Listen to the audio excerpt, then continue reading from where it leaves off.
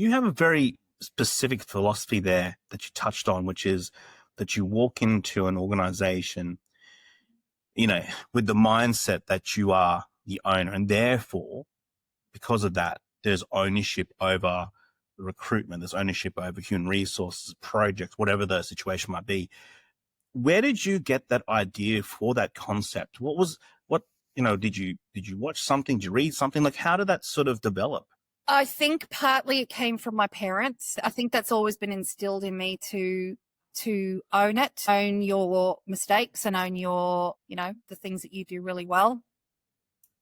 But I also think I got that from ex-colleagues over the years, especially initially at the chamber. I had two very, very prominent people that I will always be grateful to. And I think that they both taught you that lesson without saying anything. Do you know what I mean? Like it was something that they walked in that way and you wanted to follow. And to me, I think that's where it all comes from. Do you think those two people could be listening right now? One may be able to listen right now. The other definitely wouldn't because he's passed away. So, well, potentially he is. Who knows? Well, I mean, the thing is, we have these mentors we have in the past, who we've trained under or learnt from so much. It's so interesting that you've been able to provide clarity around that philosophy. So clear that you're able to say, yeah, I walk in with that mindset of being an owner, and it really makes sense what you're saying. It sort of really permeates into your HR philosophy, I would say. Would that be true to say? Yeah, I think so. I mean, I feel if more people did that, we would probably have less conflict, because I think there's perception.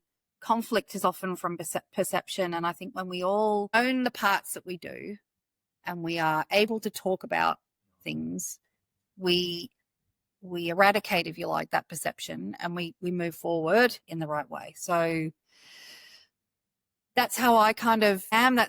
And look, you've met me a number of times. You know what I'm like, and I say it as it is. But for me, it works, and I will continue that way. Yeah, I mean, that's great. So I suppose talking a bit about the past, and maybe if I could take you on a time travel journey, there's a lot of people who listen to this podcast or watching this podcast who are probably in their early HR career. And so potentially people who are coming through very early, but also people who have switched from maybe a completely different side of business, say operations or finance, and they switched over into HR. If I could get you to, go back in time, go back to the early career you or early HR career you, what advice would you have for the early career Claudia? I think the first thing is to be ready for absolutely anything. So going back to that whole Swiss Army knife, over the years, you start to, you have your tools and you put them in your little kit. And so over time you've got it, but be ready for absolutely anything so that when you're in a situation, whatever comes at you, you're probably going to be ready for. Not necessarily will you have all the answers, but you're not blindsided by something, right? So you open yourself up to anything. The other is don't take no for an answer.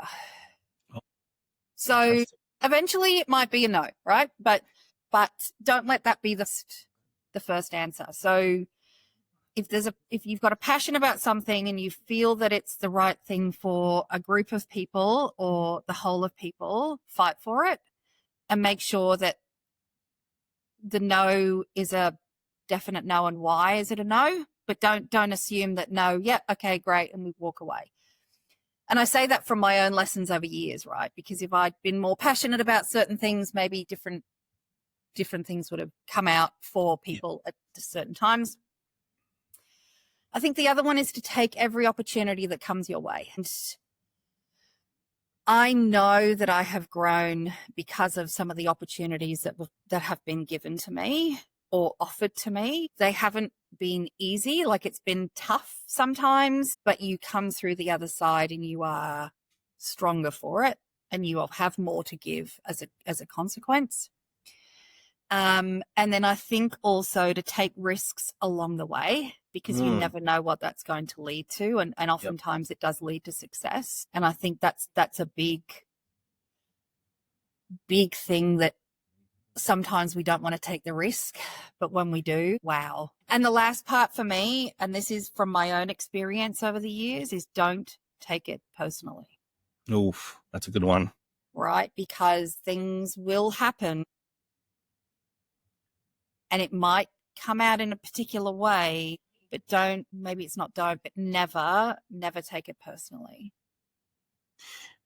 I think there's also another big segment of this the podcast listeners who also are probably more in the senior range. Maybe they have executive roles, senior leadership roles, or leadership roles in HR. What are the two big pieces of advice you have for any person in human resources or currently in human resources, potentially in that role as well?